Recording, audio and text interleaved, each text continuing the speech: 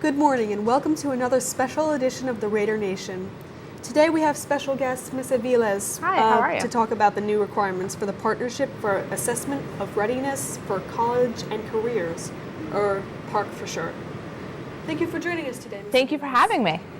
So I know there's lots of confusion about PARCC between some of the classes. A lot of people have been asking if every class has to take it.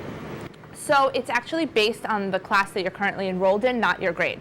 So anybody enrolled in English 1, 2, or 3, or Algebra 1, Geometry, and Algebra 2 have to take the PARCC. So if you're not enrolled in one of those classes, you do not have to take it. And also if you're enrolled in the math but not the English or vice versa, you have to take one or the other. Okay, so then there's different levels of difficulty, right? Well, within the actual test, everybody does get the same test, but sure, you know, the English 3 is obviously harder than 1, Algebra 2 is obviously harder than the Algebra 1. Okay, so what made this different? Like, why did they decide to switch from whatever standardized testing they had before? What was the switch to PARCC? So there's always historically been standardized testing since the 70s, and it's a federal requirement.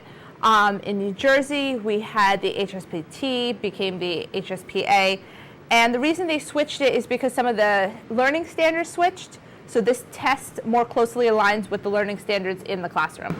Okay, so then there's benefits for the kids. Sure, I think it really does, a lot of the teachers, if you even ask them, think it really does measure what you are learning in the classroom. Okay, so in case if anybody doesn't take the PARCC, is there any alternative to the PARCC? Sure, so it depends on your current grade. So for juniors and seniors, there are some alternatives, and there are different tests such as the ASVAB, Accuplacer, SAT, ACT. However, for sophomores, in order to be eligible for that, you have to take every single PARCC assessment.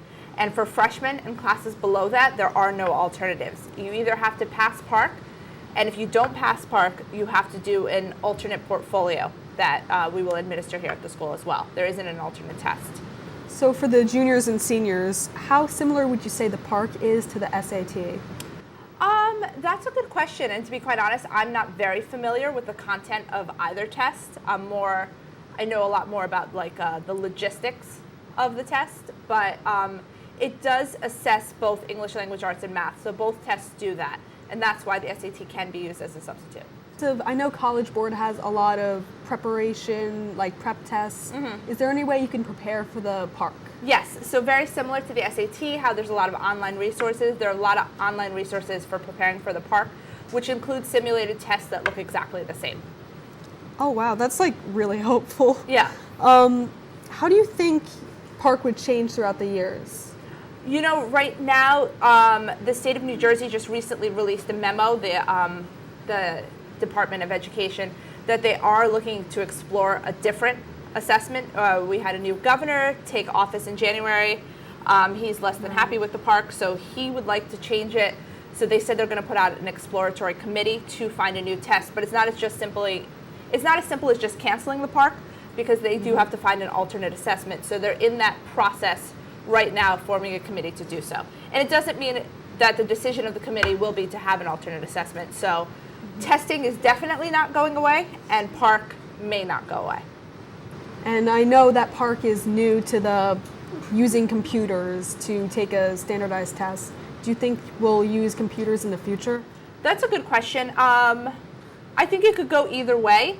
There's a lot of benefits to using the computer. I know from a testing coordinator standpoint, I have a lot more control with the paper, so that's what I do like about it. But there are a lot of benefits to the computer, and a lot of people have been talking about in this district. I know the middle school and the 6th grade, all the students are one-to-one. If we were to be one-to-one over here, where each student had their own device at all times, I think it would make computer-based testing a lot easier.